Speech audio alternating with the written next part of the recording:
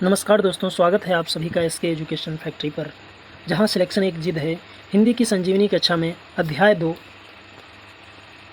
दो संज्ञा देखेंगे आज, जिसका पहला प्रश्न है, गणपति चंद्र गुप्त ने हिंदी का प्रथम कवि किसे माना है? किसे माना है? शालिभद्र सूरी को। गणपति चंद्र गुप्त ने हिंदी का प्रथम कवि शालिभद्र सूरी को माना है। शालिभद्र सूरी 13वीं सदी के जैन कवि थे।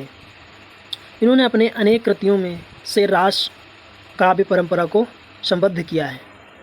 क्वेश्चन नंबर दो है,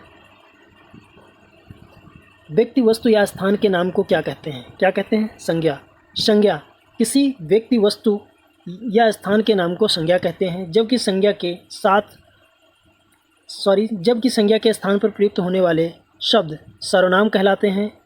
जिन शब्दों से काम का करना या होना पाया जाए उसे क्रिया कहते हैं।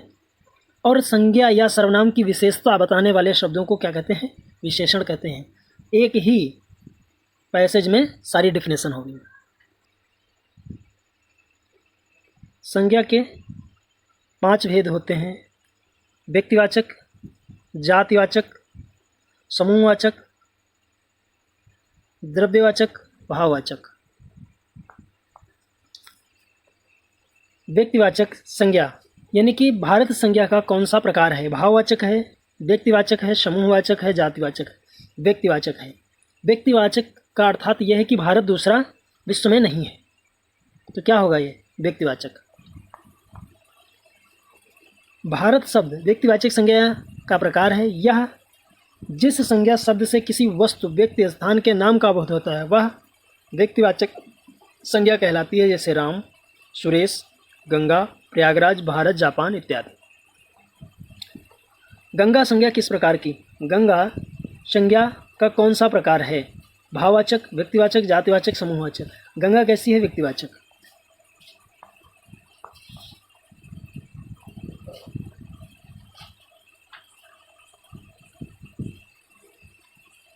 गंगा व्यक्तिवाचक संज्ञा का उदाहरण है। संज्ञा उस विकारी शब्द को कहते हैं जिसे किसी विशेष वस्तु, जीव के नाम का बोध होता है। संज्ञा के 5 भेद हैं। पहला जातिवाचक, दूसरा व्यक्तिवाचक, तीसरा समूहवाचक, चौथा भाववाचक, पांचवा द्रव्यवाचक या पदार्थवाचक जिसको कहते हैं। व्यक्तिवाचक संज्ञा जिस शब्द से किसी एक स्थान, वस्तु, व्यक्ति के नाम का बोध हो वहाँ व्यक्तिवाचक संज्ञा होती है, जैसे गंगा, हिमालय, रोहन इत्यादि। राम संज्ञा का कौन सा प्रकार है? राम कैसा है? व्यक्तिवाचक, क्योंकि राम एक ही हुए हैं। राम शब्द व्यक्तिवाचक संज्ञा है। जिस शब्द से किसी एक वस्तु या व्यक्ति का बोध होता है उसे व्यक्तिवाचक संज्ञा कहते हैं, जैसे हरि, गांधी जी, गंगा, भारत, जापान आदि।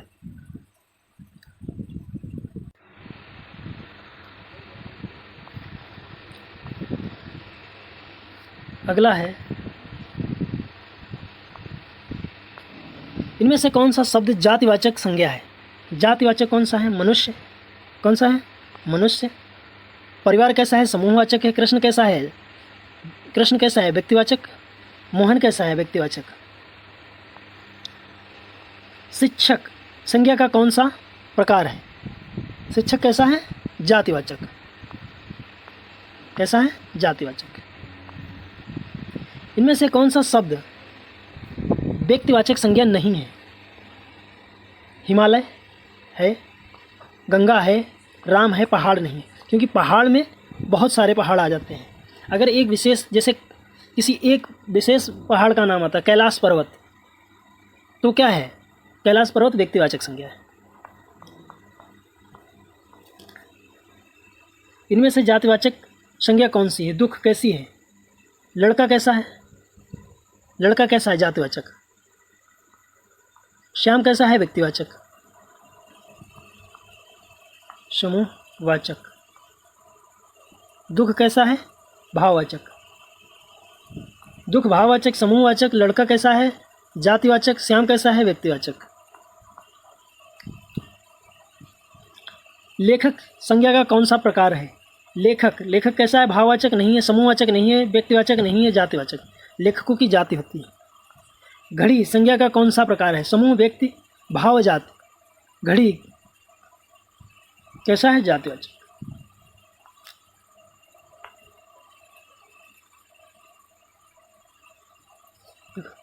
घड़ी जातिवाचक संज्ञा का उदाहरण है। जिस संज्ञा शब्द से एक ही प्रकार की जाति समूह का बोध होता है उसे जातिवाचक संज्ञा कहते हैं। पशु पक्षियों के नाम, सगे संबंधियों के नाम, पदों के नाम, निर्जीव वस्तुओं के नाम, प्राकृतिक घटनाओं आदि के नाम जातवाचक संज्ञा के अंतर्गत आते हैं, जैसे शेर, गाय, भाई, बहन, प्रधानमंत्री, डॉक्टर, कुर्सी, घड़ी, पंखा, बाढ़, तूफान, ज्वालामुखी इत्यादि। इंपॉर्टेंट है, याद कर लीजिए।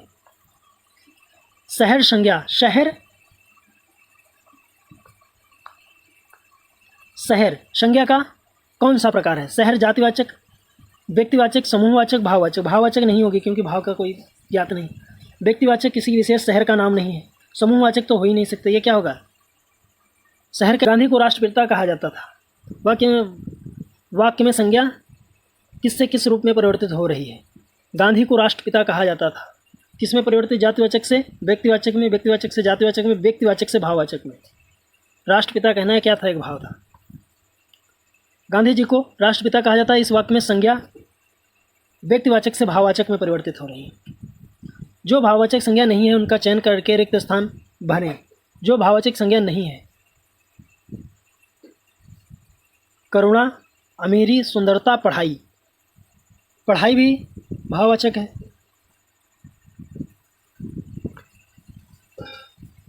चारों इसमें भाववाचक संज्ञा है। फिसलन, फिसलन कैसी है? भाववाचक संज्ञा है। फिसलन भाववाचक संज्ञा है। फिसलन भाववाचक संज्ञा है। किसी भाव, गुण, दशा आदि का ज्ञान करने वाले शब्द भाववाचक संज्ञा कहलाते हैं, जैसे क्रोध, मिठास, यौवन, कालिमा आदि। भाववाचक संज्ञाओं का निर्माण जातिवाचक संज्ञा, सर्वनाम, विशेषण, क्रिया आदि, क्रिया तथा अव्यय में आव, त्वा, पन, अब, इमा, ई, ता, अन, आहट आदि प्रत्यय जोड़कर क्रिया किया जाता है, जैसे फिसलन, लालिमा, समीपता, पुरुषत्व, अपनापन, दुराव, सजावट और घबराहट।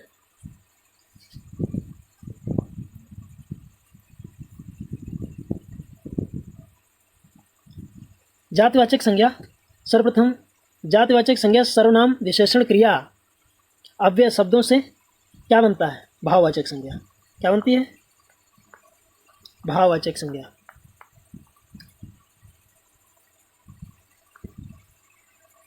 जातिवाचक संज्ञा सर्वनाम, जातिवाचक संज्ञा सर्वनाम, विशेषण, क्रिया, अवयवों से भाववाचक संज्ञाएं बनाए जाते हैं। इनमें से कौन सी भाववाचक संज्ञा क्रिया से नहीं बनी है? कौन सी? भलाई। तो भलाई भाववाचक संज्ञा, भलाई भाववाचक संज्ञा क्रिया से नहीं बनी है। पढ़ाई, लड़ाई तथा कमाई क्रमशः पढ़ना, लड़ना, कमाना इत्यादि क्रिया से निर्मित है। बचपन संज्ञा का कौन सा प्रकार है? बचपन, बचपन में कौन सी संज्ञा है? भाव। बचपन भाववाचक संज्ञा है। संज्ञा 5 प्रकार की होती हैं: जाति, भाव, समूह, द्रव्य, व्यक्ति।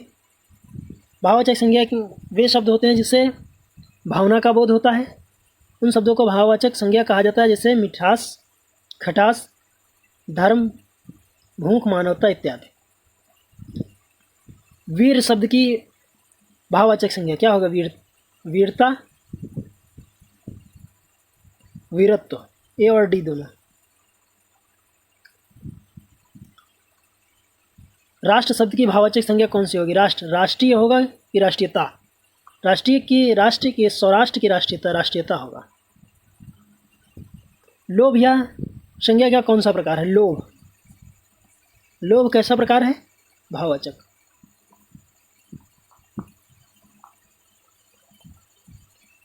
व्याकरण की दृष्टि से प्रेम शब्द क्या है? भाववाचक संज्ञा। इनमें से भाववाचक संज्ञा कौन सी है?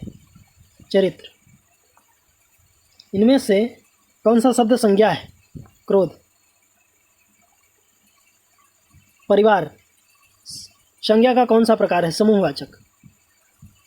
परिवार शब्द समूहवाचक संज्ञा का उदाहरण है। जिस संज्ञा से व्यक्ति अथवा समूह का बोध हो उसे समूहवाचक संज्ञा कहते हैं, जैसे गुच्छा, सेना, गिरोह, दल, परिवार इत्यादि। इनमें से समूहवाचक संज्ञा कौन सी है? राम व्यक्तिवाचक, हिमालय व्यक्तिवाचक, अनाज जातिवाचक, सेना कैसी है? समूहवाचक।